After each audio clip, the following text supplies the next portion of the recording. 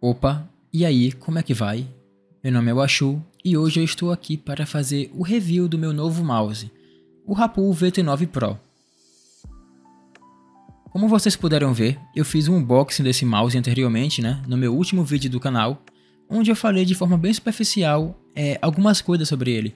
Basicamente sobre coisas que vem na sua caixa, mostrando detalhes do cabo, enfim, esse tipo de coisa mais superficial. Então, nesse vídeo eu decidi fazer o review do mouse em si, passar a minha experiência depois de basicamente um mês de uso, sua duração de bateria, sensação durante o uso, ergonomia e também se eu senti algum delay ou perda de rastreamento durante o seu uso. Então vamos lá. Inicialmente vamos falar da construção do mouse, e que para mim é uma das grandes surpresas desse mouse aqui, tá bom?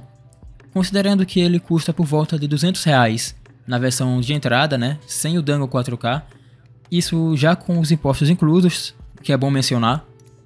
Ele aparenta ter uma construção bem robusta, sem rebarbas aparecendo e bem sólido, o qual, se você apertar o mouse em alguns pontos, você não vai escutar nenhum rangido ou coisa do tipo.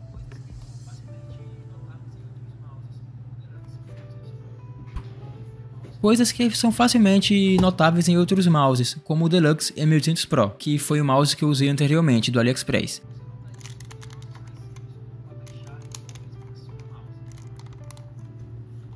Também dá para você notar isso em mouses mais simples como o Attack Shark ou mesmo o Xona Mouse. Um detalhe da minha versão em específico, que é a versão preta com essas logomarcas, esses nomes e números impressos em dourado, é que isso dá muito a impressão de que vai desbotar no futuro, tá? Com o passar do tempo, com o passar do uso. Então, o que eu comprei esse mouse em específico, achando ele muito bonito com essas marcações, pode ter sido um tiro no pé.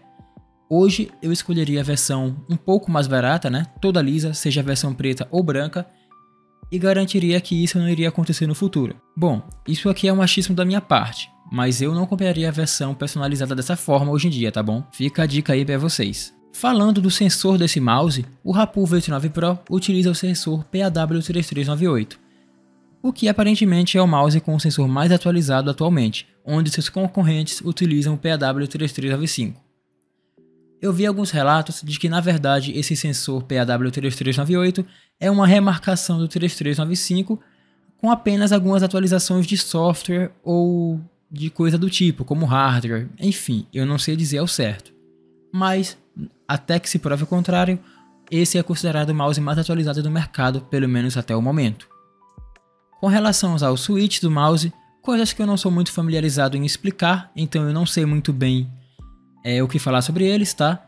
Mas os seus botões laterais e também seletores de DPI utilizam os sensores Kyle na cor verde, enquanto o seu scroll utiliza o decodificador Kyle GE 2.0.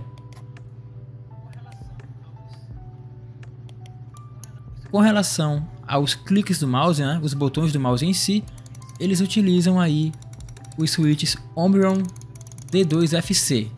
Eu não conheço esse switch, também não tenho ideia se são bons, mas pelo meu tipo de uso eu também senti que tem uma ótima resposta sim.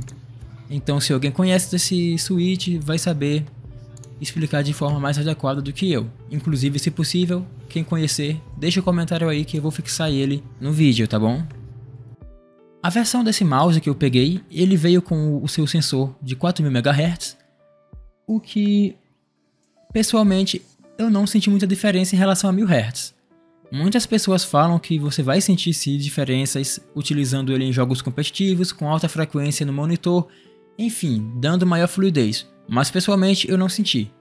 Mas com toda certeza é melhor você ter esse recurso a seu dispor do que não ter.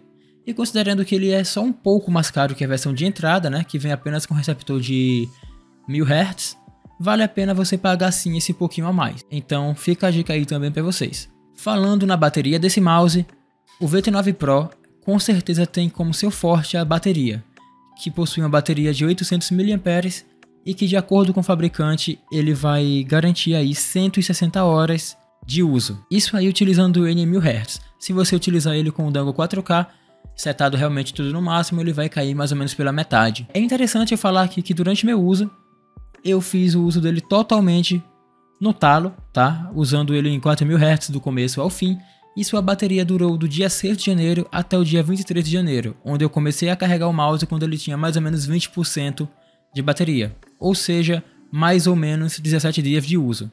Se você utilizar ele em 1000 Hz, basicamente você vai ter o dobro de uso, tá bom? Uma dica aí que eu posso dar a vocês é que, pelo menos no meu caso, como eu não senti nenhuma diferença de 4000 Hz para apenas 1000 Hz, acho que o bom balanceamento seria utilizar ele em 2000 Hz. Assim você teria um pouco de vantagem acima dos 1000 Hz, mas também teria um consumo de bateria basicamente pela metade do que seria em 4000 Hz.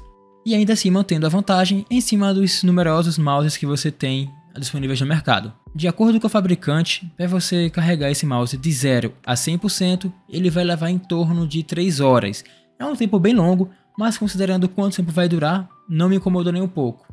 Como eu carreguei ele por volta dos 20%, né, então ainda tinha uma margem de uso, eu senti que ele carregou 100% em mais ou menos 2 horas. Então sim, no meu uso foi um ótimo tempo de carregamento. Até porque você utilizando ele enquanto carrega, né, utilizando o seu cabo paracord, aí que é bem flexível, bem leve, você sequer vai sentir o cabo. É quase a mesma sensação de utilizar ele no modo sem fio. O que eu achei isso muito interessante, tá? Eu achei muito confortável usar ele. Falando agora na ergonomia do mouse, o VT9 Pro, ele é um mouse relativamente grande e tem um shape bem parecido com o Logitech G Pro. E cara, eu peguei ele justamente por ele ser um pouco grande, tá? Maior do que o Attack Shark ou do que o mouse da Ajax, que seriam minhas opções anteriormente.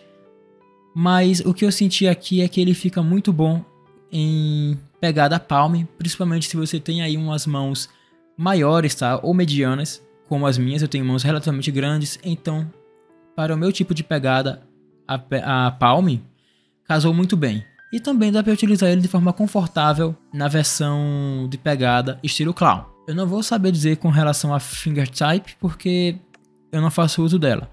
Mas eu já não sei se vai ser tão confortável justamente por esse mouse ser relativamente maior do que a maioria dos mouses. E bom pessoal, aqui estamos com o software do Hapu VT9 Pro. Tem coisas que eu não sei utilizar aqui, tá? Então eu vou passar basicamente com as coisas que eu utilizo, as coisas que eu acho útil. E bom, como vocês podem ver, de uma forma geral, esse software ele é bem simples, mas também bem didático, tá? Didático e completo, você vai ter aqui as melhores funções que você pode utilizar de qualquer forma, sem ter dores de cabeça. Então, iniciando aqui pela primeira aba, que é a de configuração, né? Você pode adicionar um novo perfil de configuração. E essa aba aqui é muito importante, principalmente para fazer a conexão do seu Dango 4K.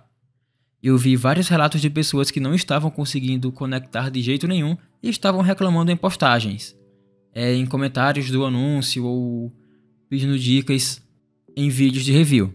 Então eu vou passar aqui mais ou menos como é que eu fiz a minha conexão sem problema nenhum. Então vamos lá. Inicialmente você vai conectar o mouse diretamente com o cabo e ligar basicamente o Dango 4K em uma USB. Após isso você vai abrir o software da Hapu, vai clicar em adicionar uma nova configuração e ele vai abrir aí uma janela como se estivesse fazendo uma varredura do seu computador, tá? Nisso ele vai detectar o seu Dango 4K e depois vai pedir para que você desconecte o cabo. Após isso o mouse já vai estar funcionando com o Dango 4K sem nenhum problema e perfeitamente, tá bom? Bem simples. Passando aqui para a segunda aba, que é a de DPI Settings, que como vocês podem ver é a aba de seleção de DPIs. Esse mouse ele é pré-programado para ter DPIs de 600 a 26.000, mas você pode criar perfis personalizados, como por exemplo 300 DPI. Eu não vou usar assim porque eu não gosto, mas enfim, vocês podem fazer isso também. E outra coisa é você habilitar e desabilitar os perfis de DPI aqui, para que ele não tenha seleções diretamente com o botão, tá? Eu prefiro fazer isso de deixar desativado justamente porque às vezes eu esbarrava no botão sem querer e mudava o DPI, e isso acabava atrapalhando meu desempenho em games ou mesmo me atrapalhando no dia a dia mesmo. Mas enfim, vocês podem configurar aí, seja de 600 a 26.000 DPI, ou criar uma configuração com o DPI que você goste. já que muitas pessoas também gostam de jogar aí com seus 2500 dpi, 2000 dpi ou mesmo 450 dpi. Pois é. Indo para a terceira aba, Parameter Settings, você vai ter aqui uma série de configurações, tanto de velocidade do ponteiro do mouse, eu não utilizei aqui, deixei como padrão porque eu não gostei, mas basicamente ele aumenta a sensibilidade. Não faz muito sentido porque isso você já faz com o DPI, né? Enfim.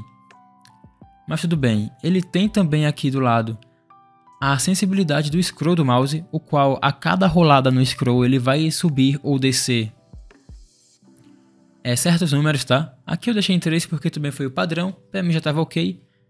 E temos também aqui o que seria o principal ponto dessa aba, a seleção do polling rate, que como vocês podem ver, vai de 125 até 4000 Hz. Como eu disse, eu utilizei durante todo esse tempo o mouse setado em 4000 Hz, mas pessoalmente eu recomendaria que vocês utilizassem em 2000 Hz, porque você vai ter muito mais bateria e não vai ter nenhuma perda de desempenho perceptível em games, tá? O Lift Distance eu nunca entendi o que é, alguém já me explicou uma vez, mas eu não sei exatamente o que é, eu deixei em 1 porque, bom, foi como veio de padrão, então eu não mexi. Se vocês souberem o que é, por favor comentem, eu já esqueci. Na nossa quarta aba, nós vamos ter aqui uma seleção de macros, onde você pode modificar ou personalizar, ou então adicionar macros para os botões. Eu nunca utilizei essa parte, então não vai ser relevante para mim, tá? Não tenho como explicar, já que eu nunca utilizei e não quero falar besteira. Já na nossa quinta aba, nós temos aqui a aba de suporte, onde você pode basicamente manter o seu mouse atualizado, ou mesmo o Dango 4K.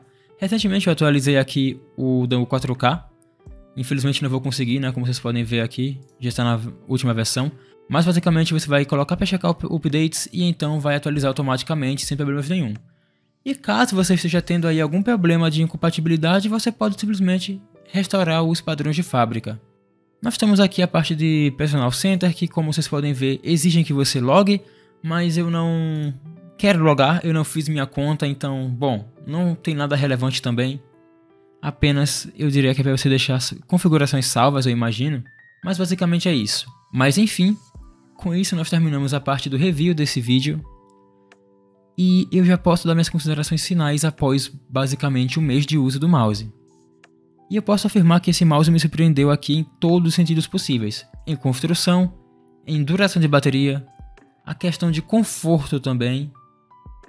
E também o desempenho no geral, tá?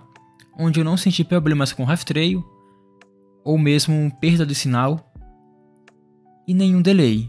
Isso que eu não estou utilizando o dongle com aquele extensor que você conecta no cabo, tá? Ele está ligado diretamente no meu computador com uma certa distância, e eu não tive nenhum problema. E se eu pudesse falar aqui um ponto negativo desse mouse, seria basicamente seus fits, que não são necessariamente ruins, mas poderiam ser um pouco melhores, entende? Poderiam aí ser um fit que deslize mais e esse tipo de coisa. Eu não senti nenhum prejuízo em si com esses fits, porque eu tenho um mousepad que tem um bom deslize. Mas caso você não tenha um mousepad que seja muito bom nesse sentido, esse tipo de coisa, talvez você tenha aí sim um prejuízo. Mas é sempre possível você colocar aí os fits da Tigerize, por exemplo, que são bem bons, um dos melhores aí do mercado, tanto universal quanto também os com o formato próprio para esse mouse. Eu já vi que já saiu aí no AliExpress os fits personalizados dele, tá? Com seus formatos já adequados. Talvez eu compre para poder fazer um vídeo no futuro. Estou pensando nisso também. Mas fica a minha recomendação. Então, eu acredito que seja isso. Eu não tenho mais muito o que comentar. Então eu vou encerrando o vídeo por aqui. Se você tem alguma dúvida sobre o mouse, alguma coisa que eu não tenha explicado de forma muito coerente, pode perguntar que eu posso te responder aí também. Se você tiver alguma informação complementar para o vídeo, comenta também que eu vou deixar fixado nos comentários. Porque sempre acontece, né? Infelizmente eu não sou nenhum super gênio dos mouses, estou apenas fazendo aqui um vídeo falando da minha experiência com o mouse em si. Mas sou longe de ser algum especialista com esse tipo de coisa, tá bom? Mas enfim, muito obrigado a quem acompanhou até aqui. Se você gostou, deixa seu gostei, se inscreve no canal porque me ajuda bastante. Até o próximo vídeo, até mais e fiquem bem.